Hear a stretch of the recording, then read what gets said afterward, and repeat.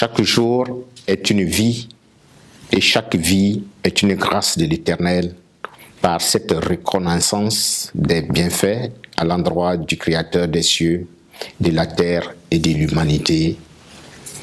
Messieurs les membres de l'Assemblée générale, messieurs les membres du conseil d'administration, mesdames et messieurs les conseillers du président, chers partenaires, chers collaborateurs, amis journalistes, mesdemoiselles, mesdames et messieurs. C'est une tradition bien établie que ce moment où je dois m'adresser à tous. Je m'y plie d'autant plus volontiers que cette tradition est à l'espèce agréable et c'est donc de tout cœur que je vous présente avec plusieurs jours d'avance pour vous et tous ceux qui vous sont chers mes vœux les plus chaleureux de l'année 2020.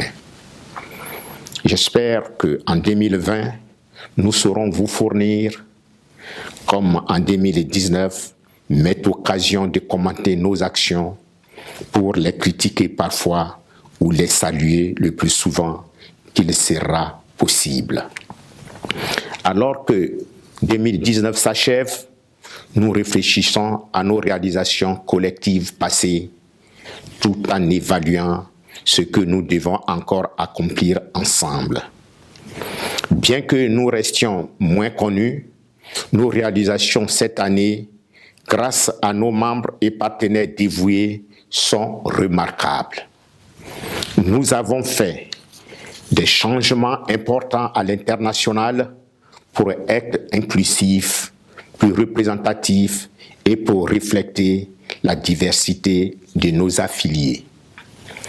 Nous avons soutenu des initiatives des jeunes entrepreneurs. Nous avons également décidé de rapprocher l'OSECA de certaines organisations internationales. Nous avons également discuté avec nos partenaires des défis auxquels nous sommes et serons confrontés. Nous devons reconnaître que la mondialisation, les progrès de la technologie, les changements et le marché et les changements démographiques auront un impact considérable sur l'avenir de nos pays et sur la façon dont nous menons nos activités.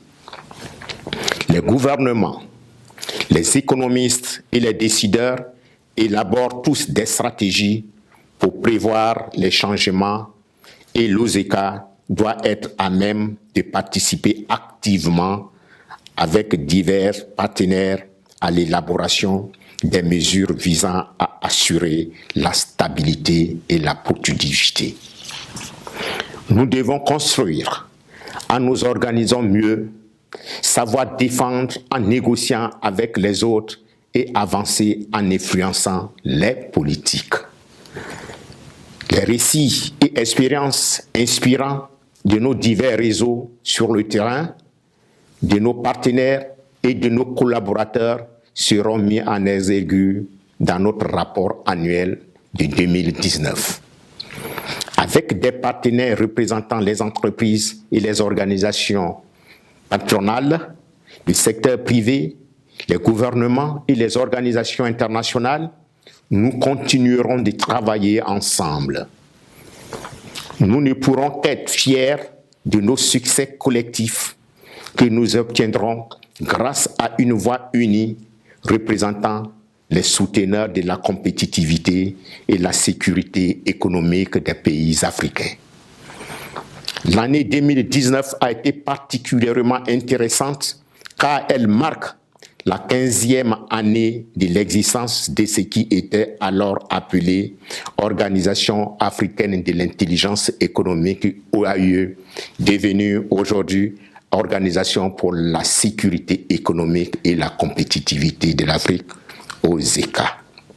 Cette année, nous avons lancé des projets et actions dont certains sont encore en cours et sommes certains que les mois à venir promettent un avenir radieux pour notre organisation.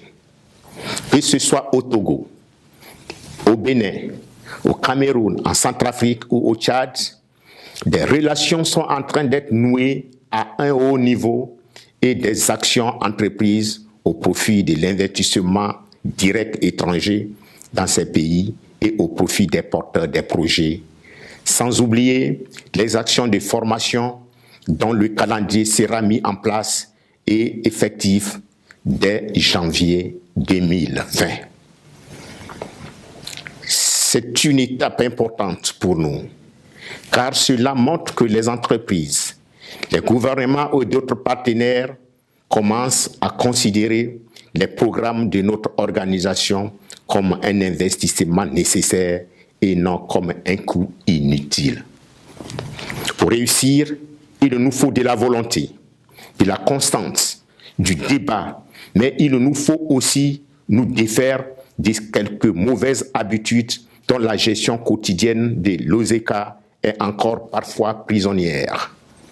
À mes yeux, en tant que président, la principale de ces mauvaises habitudes est de considérer les choses à court terme, de décider pour parer au plus pressé, au lieu de s'inscrire dans la durée et la continuité. En 2020, la tenue effective du grand forum des investisseurs que nous préparons est notre priorité. Nous avons également entamé des discussions afin de soutenir le Bénin à travers l'organisation des Assises nationales de la compétitivité. Un document d'orientation sera mis à la disposition de certains gouvernements sur la vision de l'OSECA en matière de recherche de financement pour les projets d'investissement sera lui aussi disponible.